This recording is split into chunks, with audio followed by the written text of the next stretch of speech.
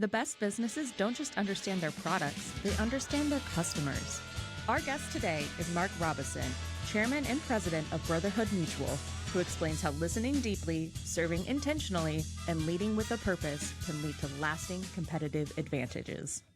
Welcome to Difference Talks. I'm Barry LeBove. I'm joined by Marcus McMillan. Today, our guest is Mark Robison. He is the Chairman, President, and CEO of Brotherhood Mutual, the largest Christian-based provider of its services nationwide. He's going to talk about differentiation, talk about fascinating things that you would never guess that would be the focus for his company, which has grown from, in the time we've gotten to know each other, $60 million to over $1 billion. And Mark and I go back a few decades because our company was fortunate enough to work with him. And we're going to talk about it because this episode's about differentiation. It's about identifying what makes you who you are, what makes you unique, and doubling down on it. So welcome, Mark. Tell us a little bit about your background, and then we're going to have a really wonderful conversation. Great. Well, it's great to be back together with you, Barry. It's been a while, but yeah, I'm a CPA by trade. So I came up through the public accounting side, worked for Ernst & Young, and was enjoying that career for a period of time, but then just really felt like it was time to start looking through the front window rather than the back window, because as a auditor, you're always auditing the past. And so I got an opportunity to join Brotherhood Mutual as their chief accounting officer and joined them at that point in time. And so it was really a great setup for the opportunities we have today. And Mark is very humble, and he'll downplay some things. So I want to talk about right off the bat what we did together, because it is all about differentiating and discovering what you're about. After we cover that story, Marcus is going to bring in some interesting insights that he'd like you to talk about.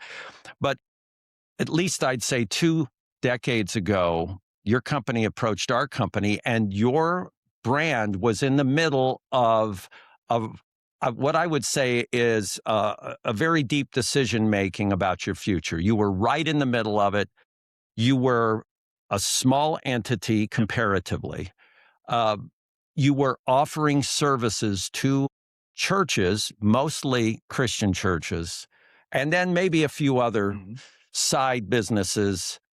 You were a low-cost leader. And this is really good for our audience because you were a low-cost leader. Today, you're not the low-cost leader. Right. Today, you're not a small entity. You are the leading church insurance, Christian insurance provider for churches.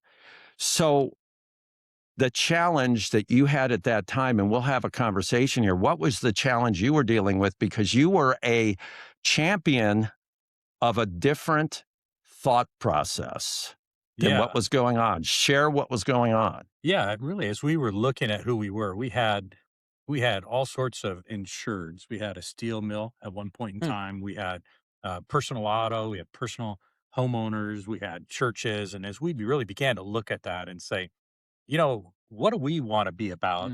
The reality is we wanted to be about making sure that the kingdom was advanced. And so we wanted everything to be better off than when we took over as leaders. And we realized that by dabbling in 45 different things, you become an expert of nothing. And so as we looked at that, we said, no, we really need to become an expert.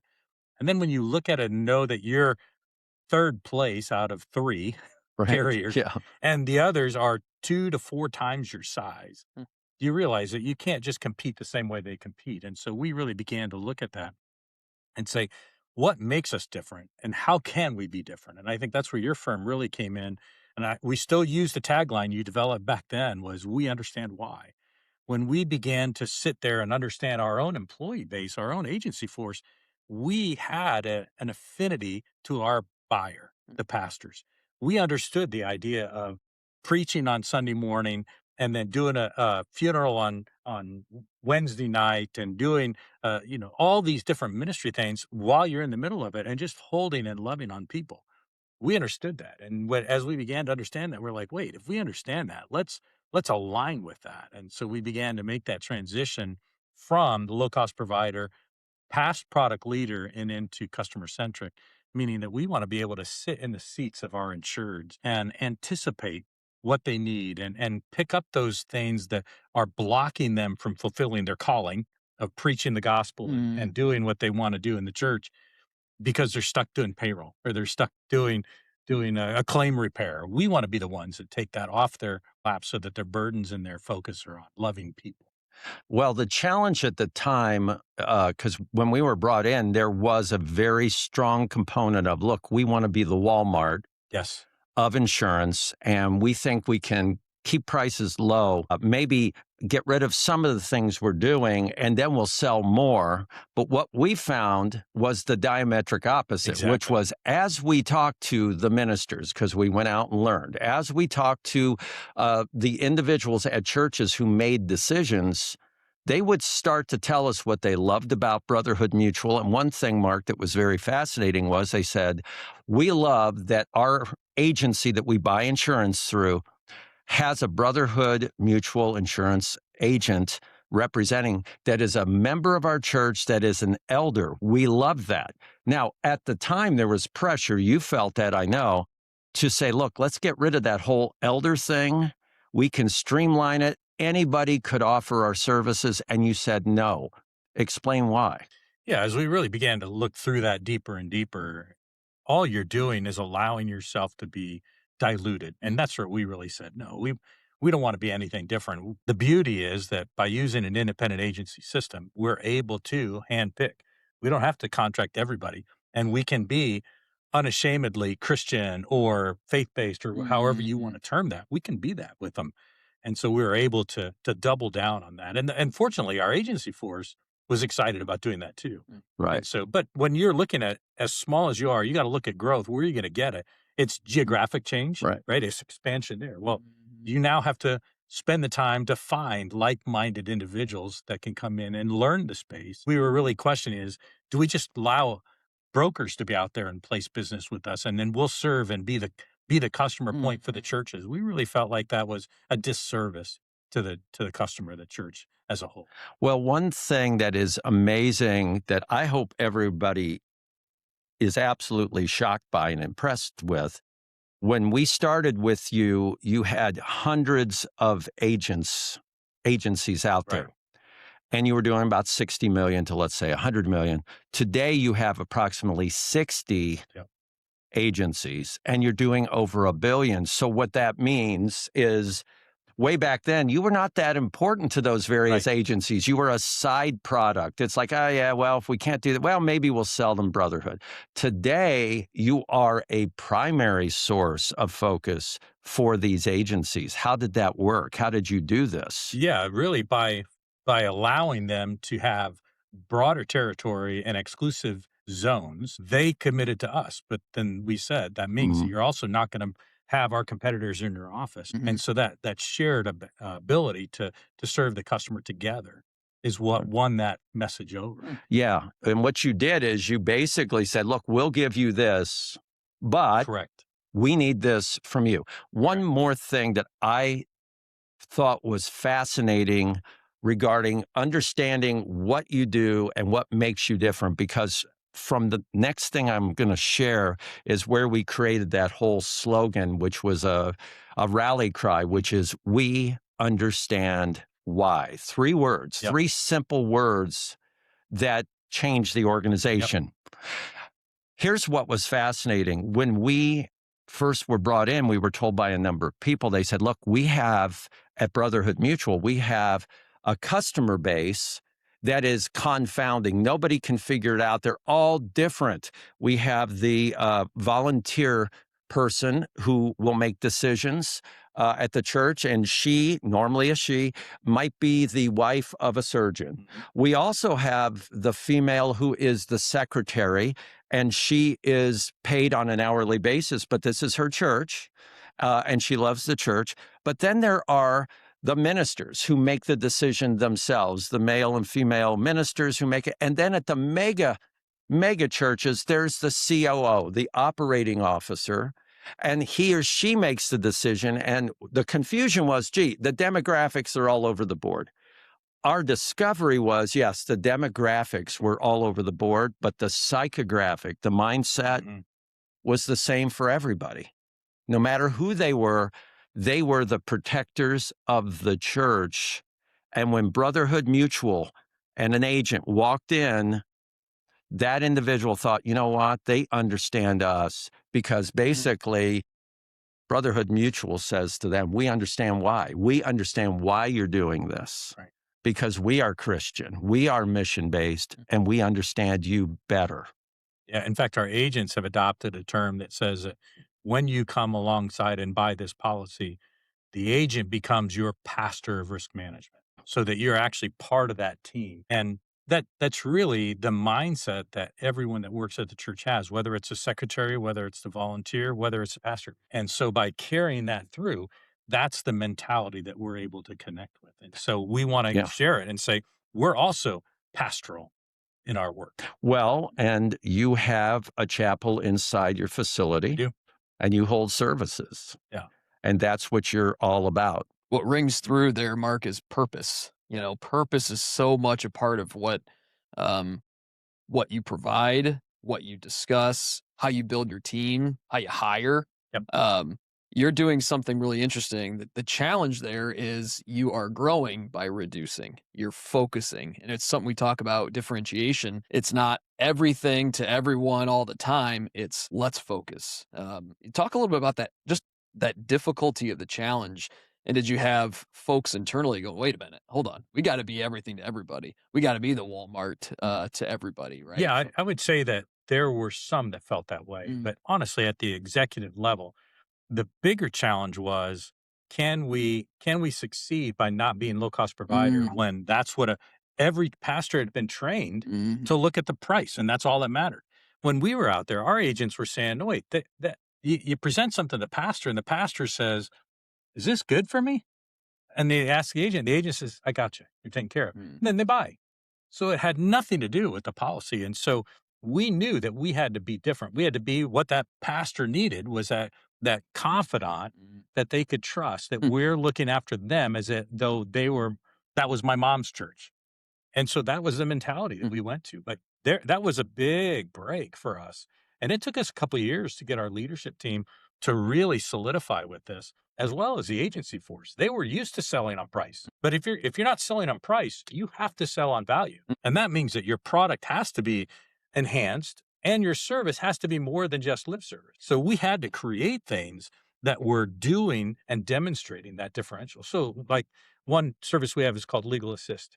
So anyone in the country, customer or not, can set in an email to our attorneys and ask a legal question, and our team will provide direction back. Well, that's incredible when you think about it. Our customers can also supply us deeper questions or even lease agreements, and we'll review the lease agreements for them free of charge, because it's allowing our attorneys to have their pastoral side come out.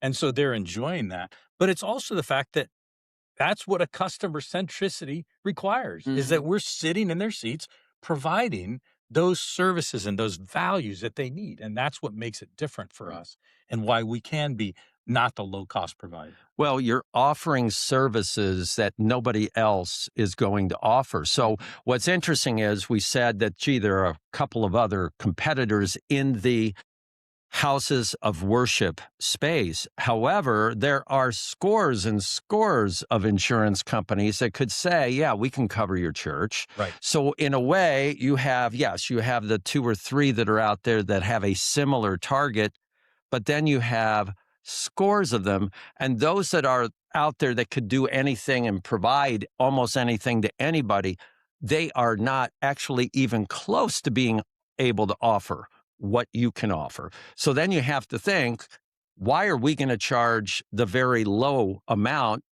Because if we do that very long, we cannot afford to provide the great services and people. Right. And the same with our agency force. They want that too. And so they recognize that it's because we have 60 some agencies that we work with. We are partners.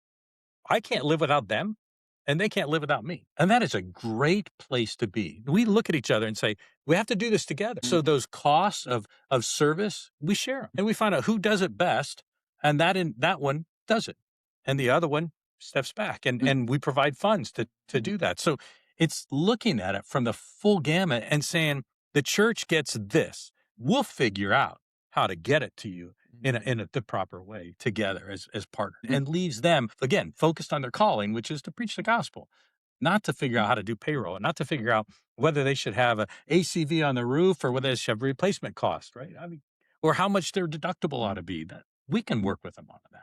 And you've provided such a relationship that it would be very difficult to pull it apart. Exactly.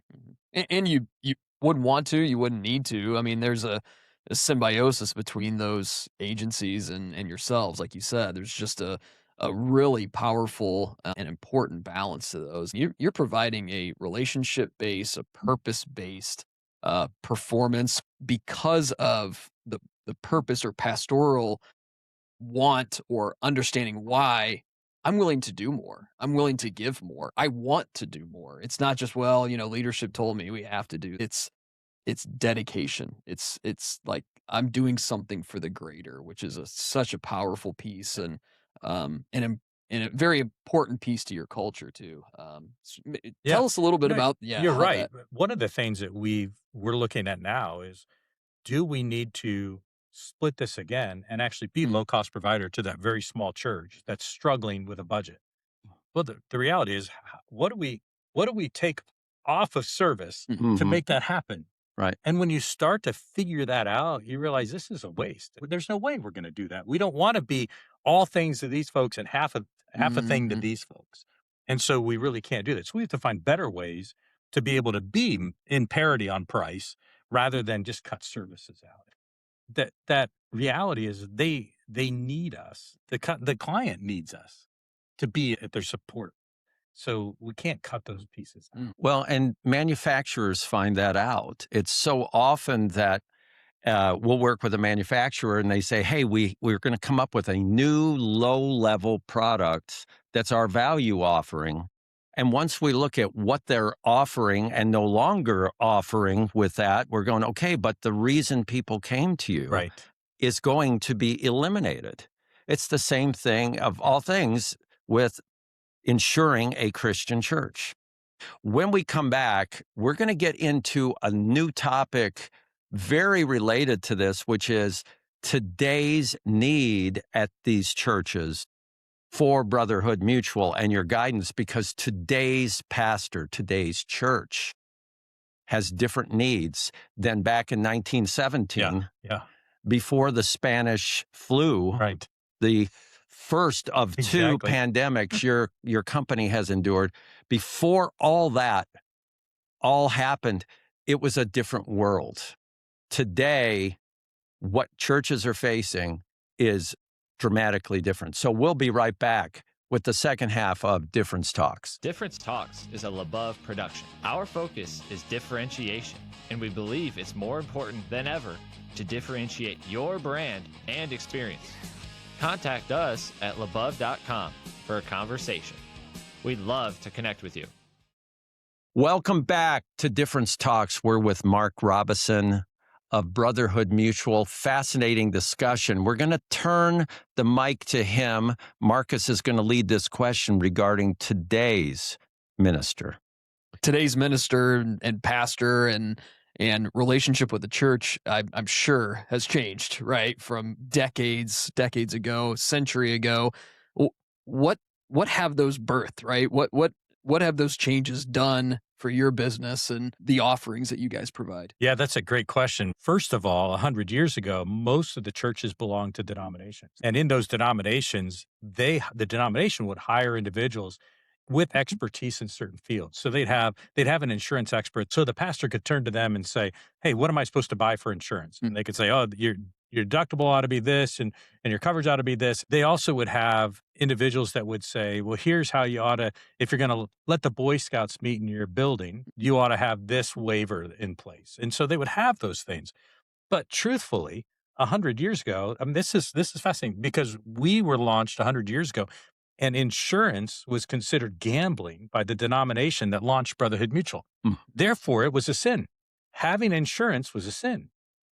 And so they actually had to go and preach messages on the fact that insurance is not a sin. It is a sharing of a burden. And so that they didn't even have insurance. And Wow. so since they didn't have an insurance, they also realized nobody's going to sue us. And in most of the time, 100 years ago, nobody sued a church because the Right. judge went to church. Mm. Today, those are all different. We have some really positive things, like the Me Too movement has been really good. It's been painful, but it's been really good to start to get an awareness of sexual misconduct that goes on, not just in the church, but across this society. But the church has it too.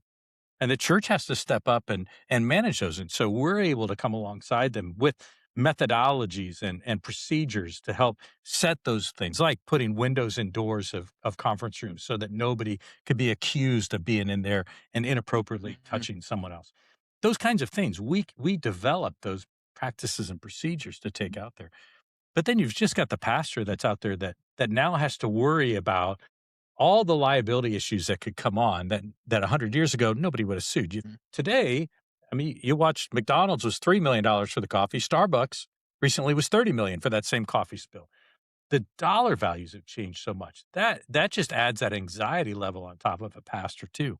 And so our team coming in and saying, wait a minute, most of my book or a lot of my book are independent churches. They don't have denominations to help them out.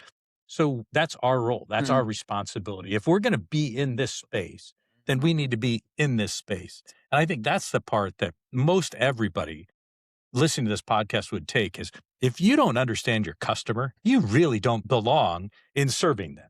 So are you going to take the time to really know what your customers' needs are, what their issues are, where they're facing, where they're headed? And I think that is such a key part of it. And that's why customer centricity for us is so valuable. We have clients that don't align to their customer. Right. They're aligning to their product, their services. They understand that really well, allocation maybe, but not their customer. Right. And I think there's an incredible maturity to understanding, look, this is our focus. And if anything, you're not selling, you're providing, it's a purpose. And you're not in there, I'm sure your agents would say, we're not here to sell, we're here to solve. Right. There's challenges that,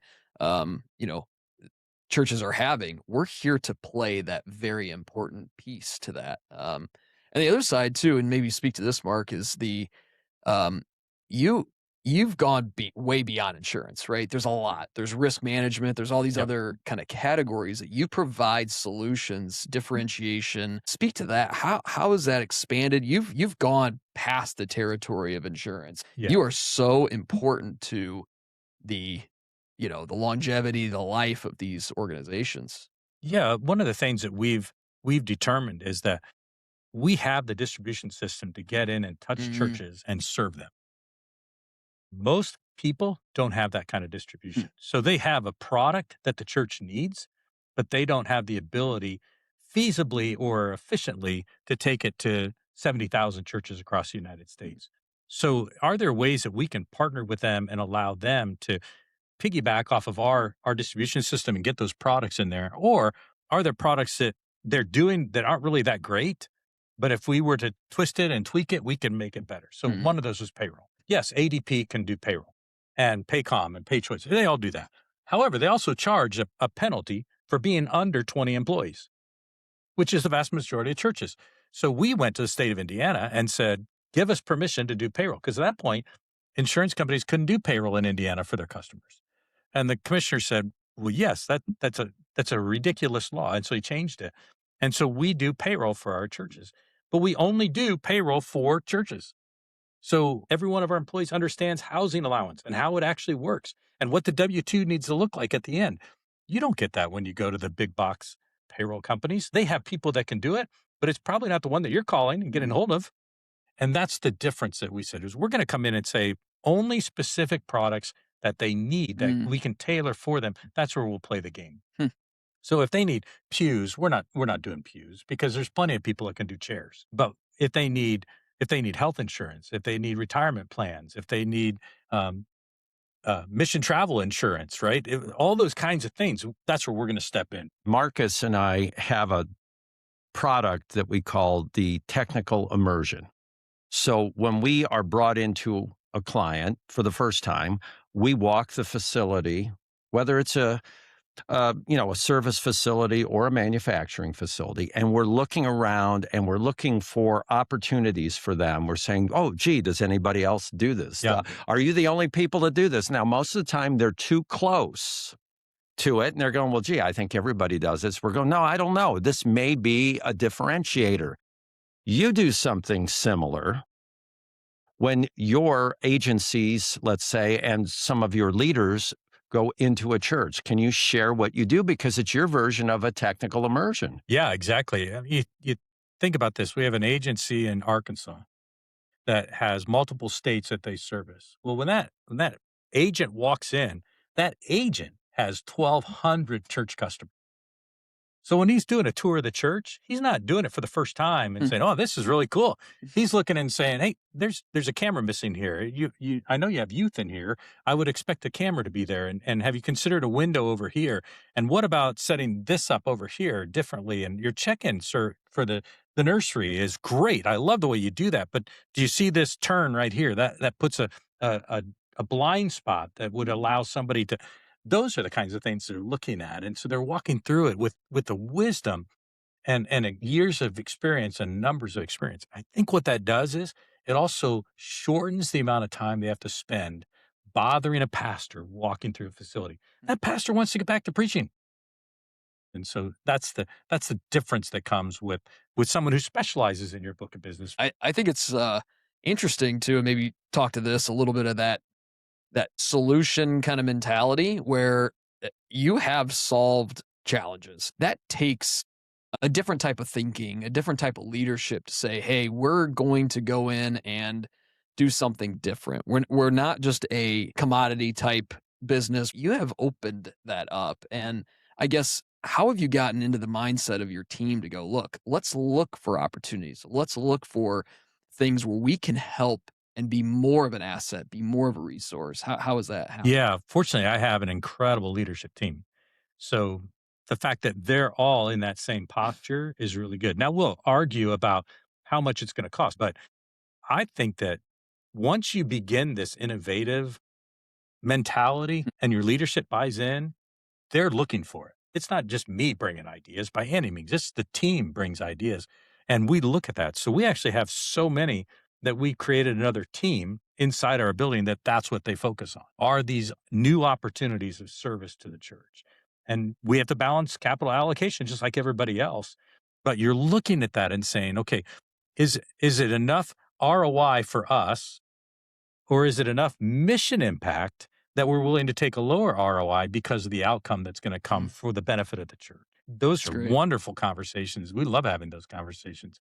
Challenging, but they're also really uplifting when you begin to see how we can impact the outcomes that the church is Sure. having Yeah. by doing these things. Well, especially right now, too, in some markets that would say, well, we're a little hesitant to be aggressive or bold or do something that's a little bit more than expected, right? Let's just kind of stay the course, North Star it. We're staying here. I think it's interesting to our watchers that are looking at this from that perspective.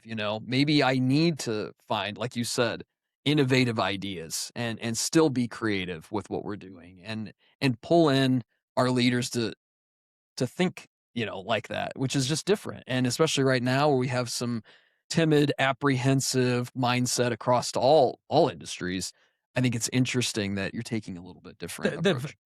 We have a huge advantage. We're a niche player. Mhm. So knowing one Yeah. niche, you can go very deep inside of that. But that's the other part of it is you have to know your customer. It really comes down to that. If you don't know your customer, you can't be all that innovative. Now you're creating product that the customer may or may not benefit from. But if you're sitting in the seat of that customer, you know if this product's going to benefit them. They may not know it, but you know it is. And so then it's a different sales game. And so that to me still comes down to, are you going to be customer centric? And as a niche writer and niche player, we have that much more freedom to do that. I don't have to worry about 12 niches I have to get deep on. It's just one. Yeah, and that's the advantage of saying, okay, this is who we That's are. right. Now, how does that work internally below that leadership team to employees, in addition to all the thousands of people out there representing you through agencies? how do you communicate it? How do you rally people around? This is who we are. We understand why. This is what we're all about. Yep, it's exactly that. We have 700 employees. Through our agency system, we have several thousand outside of that. So, and again, we're so tight with them, they're basically family. So we work together. But that rallying cry is, we understand why. Come here. We're not only just doing a product, we're doing a purpose that has meaningful outcome. And most people, that especially the younger folk now, want to make sure that they're working for a purpose. And at Brotherhood, it is. Our mission statement is to advance the kingdom by serving the church, period. And that allows us to go outside of insurance, but that's what we're doing. And we're very careful that if we're doing something, we believe our employees came to serve the church. So we don't need them picking up a phone and answering a customer service call from someone at a bakery that has nothing to do with the church. That's not why they came. So we look at those 700 employees and say, you came for this purpose. We're also going to make sure that this purpose is what you're getting. And so it keeps us from scope creep that can happen as well. And I think that's been a real value to us. But my goodness, we're a Hall of Famer for best places to work in Indiana. I think we've been named it 18 times since I've been president. Wow. It's just crazy to think that you can get that. And that's an employee-based survey. And that's because the employees love serving the church. Well, people need significance. Yeah. They need to feel like what they're doing has some value and what you're providing. And this is such a powerful message. You're saying, look, this is who we are and this is what we focus on. If you want to join us, this is what life will be. And as you're saying, if you dilute that, think about what you lose. You're going to lose customers, but you're also going to lose employees and you're going to lose their hearts and their minds because they're going, look, I signed up for something different. So instead, you're saying we are going to stay true to who we are. Yeah. And I would give you an example of that. During COVID, when it broke out, we all were trying to figure out how to do business, right? But the church, they had no idea. And they knew people were hurting and they needed to be there. But there are a lot of pastors that didn't even know how to do Facebook Live. So you know what my customer service team from around the company, there was about 100 people got together and they started producing how-to videos, webinars, and conversations. So we spent months and months just simply listening to our customers, actively listening by reaching in and asking them, how do we help? And creating those resources. That was one of the most exciting, enjoyable times that I would never want to have missed. The coming together of 700 employees to make sure that the church thrived. It was incredible. I mean, that's purpose right there. Mark, our last question, what is your best day? What does your best day look like? It's not normally one for those that we've asked those questions where you put up your feet, when you get home and you're going to sleep. It's typically one where you felt challenged in the day, where you've worked with your team.